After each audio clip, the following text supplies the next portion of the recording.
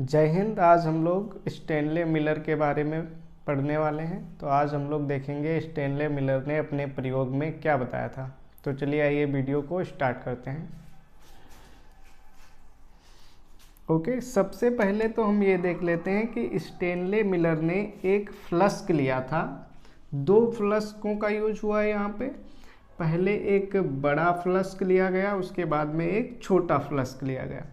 सबसे पहले Stanley Miller ने क्या किया, एक बड़ा फ्लस्क लिया और उसमें मेथेन, अमोनिया और हाइड्रोजन का मिश्रण लिया। किसका किसका? मेथेन,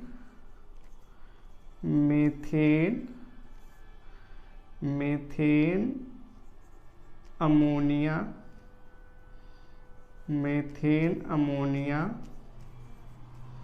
और हाइड्रोजन का। ओके, स्टेनले मिलर ने क्या किया, एक बड़ा फ्लस्क लिया और उस फ्लस्क में मेथेन, अमोनिया और हाइड्रोजन के मिश्रण को लिया। वो भी कितने अनुपात में? 2:1:2 में। 2:1:2 के अनुपात में स्टेनले मिलर ने मेथेन, अमोनिया और हाइड्रोजन के मिश्रण को लिया। अब स्टेनले मिलर ने क्या किया, इसमें मेथेन, अमोनिया और हाइड्रोजन के मिश्रण को लेकर इसमें 2 इलेक्ट्रोड्स लगा दिए और इन इलेक्ट्रोडों के माध्यम से इसमें धारा प्रवाहित की, करंट पहुंचाया। इसमें ये एक पॉजिटिव और एक ये निगेटिव। ओके, ये कौन सा है इलेक्ट्रोड? पॉजिटिव, ये पॉजिटिव है और ये वाला निगेटिव है। ओके, अब यहाँ पर क्या किया, और इसके बाद में मिलर ने एक दूसरा फ्लस्क लिया यहाँ पर, और इस फ्लस्क में लिया पानी और उस पानी को नीचे बर्नर की सहायता से, ये क्या है हमारा बर्नर, नीचे बर्नर की सहायता से इसको गर्म किया।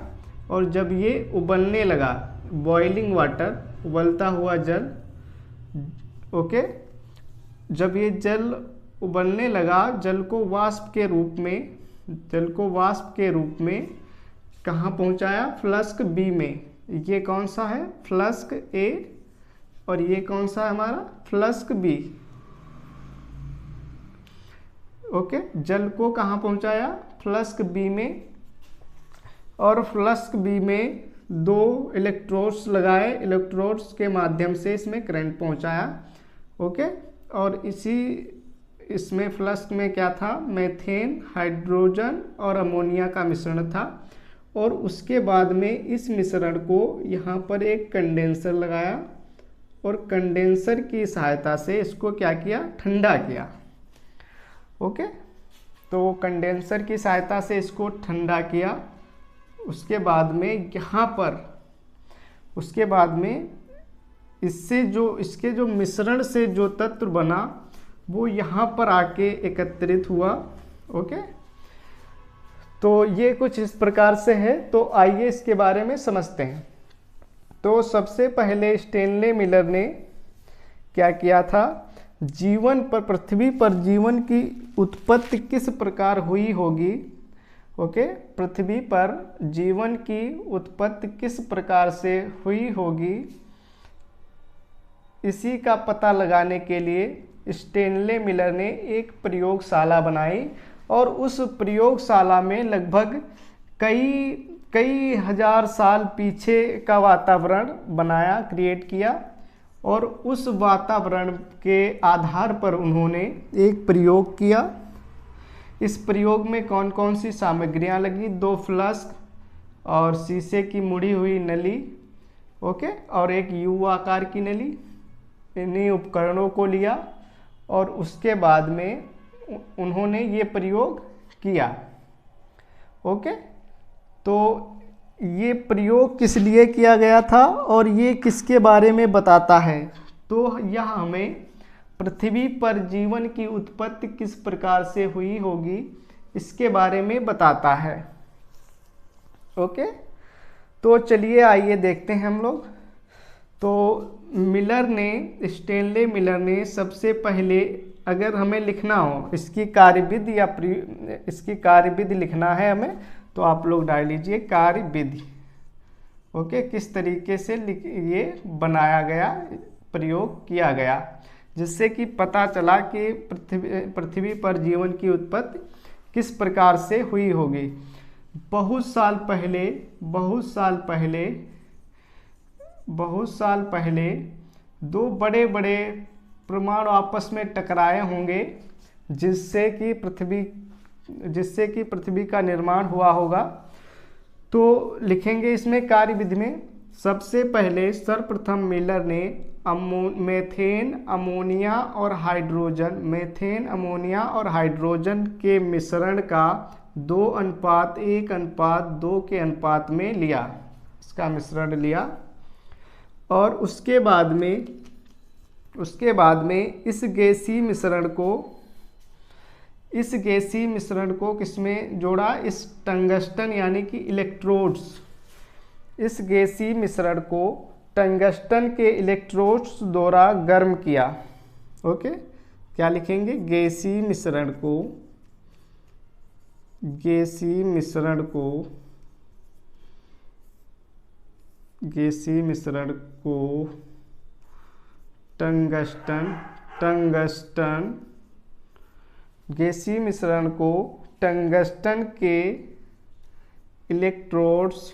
टंगस्टन के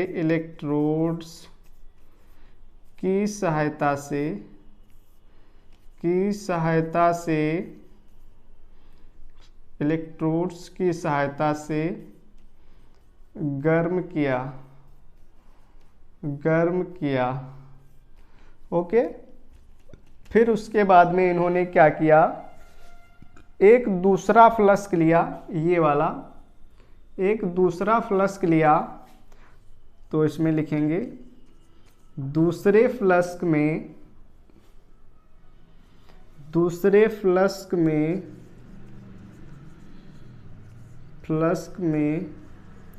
जल को उबालकर जल को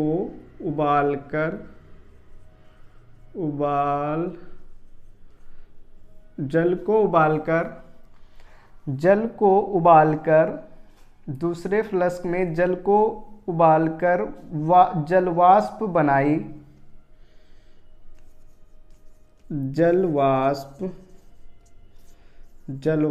बनाई।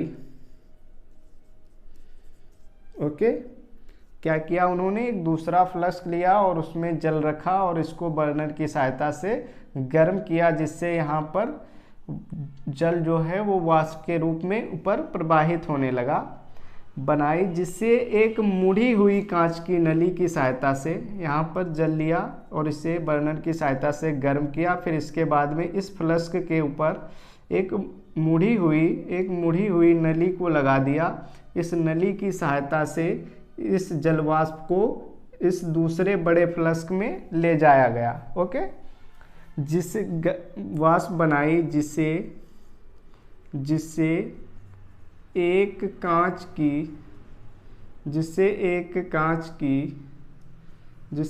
कांच की मुड़ी हुई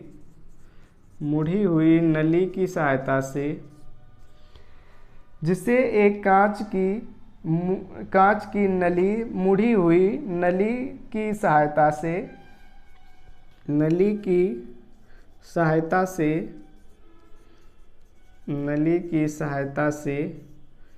बड़े फ्लास्क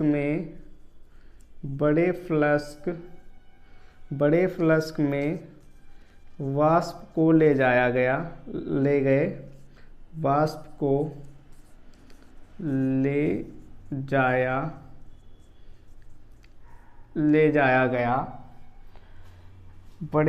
ओके, या प्रवाहित की गई। अगला इसके बाद में कौन सी क्रियाएं हुई वो देख लेते हैं। उसके बाद में इस फ्लास्क से पहले वाले फ्लास्क से जो जलवाष्प निकल कर इस दूसरे वाले बड़े फ्लास्क में जलवाष्प आई, उसके मिश्रण को और इसकी जलवाष्प के मिश्रण से जब यहाँ पर जो मिश्रण बना, उस मिश्रण को कंडेंसर की सहायता से क्या किया, ठंडा किया। कंडेंसर की सहायता से इस मिश्रण को ठंडा किया, यहाँ से वायु प्रवाहित की, यहाँ से निकाल दी, तो इसमें यहाँ पे जो भी द्रव बनकर यहाँ पे आता था उसको नीचे से रोक देते, ऊपर से यहाँ से वायु प्रवेश करवाते थे, और यहाँ से ये एंट्री पॉइंट है और ये एग्जिट है। ओके, तो यहाँ पर इसको क्या किया, ठंडा किया। तो वही अगला पॉइंट लिखना है। इसके बाद दोनों के मिलने से बने मिश्रण को, इसके बाद क्या लिखेंगे इसमें, इसके बाद दोनों के मिलने से बने मिश्रण को, दोनों के मिलने से बने मिश्रण को कंडेंसर की सहायता से ठंडा किया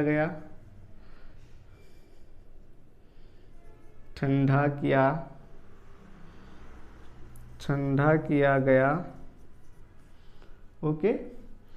और इसके बाद में क्या किया इन्होंने, इसके बाद में ठंडा मिश्रण एक यू आकार की नली में एकत्रित किया। यहाँ से जो मिश्रण ठंडा हो गया उसको, ये देख रहे हैं आप, यू आकार की नली में एकत्रित किया। ओके, इसके बाद में क्या लिखेंगे, ठंडे मिश्रण को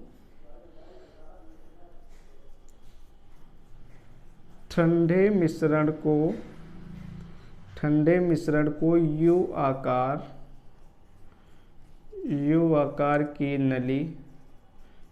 आकार की नली में एकत्रित किया, यू आकार की नली में एकत्रित किया गया। ओके, क्या किया गया, यू आकार की नली में एकत्रित किया गया। जो गंधे लाल रंग का द्रव्य था, जो क्या था, जो गंधे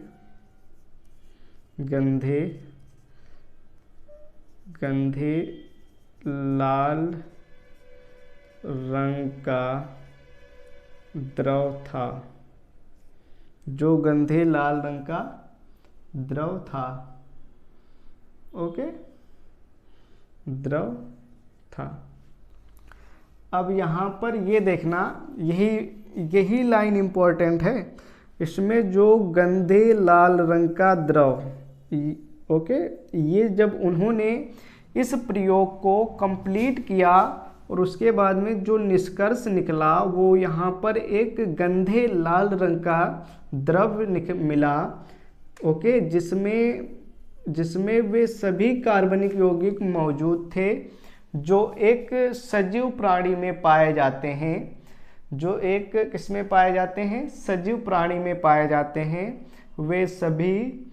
वे सभी तत्व इसमें मौजूद थे। जब इसका रासायनिक परीक्षण किया गया, जो यहाँ पे लाल, ये इम्पोर्टेंट पॉइंट है, इसे ध्यान देना। पूरा जब ये प्रोसेस कंप्लीट हुआ तो उसके बाद में जो निष्कर्ष निकल कर आया वो क्या आया, गंधे लाल रंग का एक द्रव आया। और जब इस गंधे लाल रंग के द्रव का अध्ययन किया गया और उसका रासायनिक परीक्षण किया गया, तब पता चला इसमें वो सभी कार्बनिक यौगिक तत्व मौजूद हैं, वो सभी तत्व मौजूद हैं जो एक जीवन जीने के लिए आवश्यक होते हैं, जैसे ग्लाइसिन, एलेनिन, जैसे ग्लाइसिन,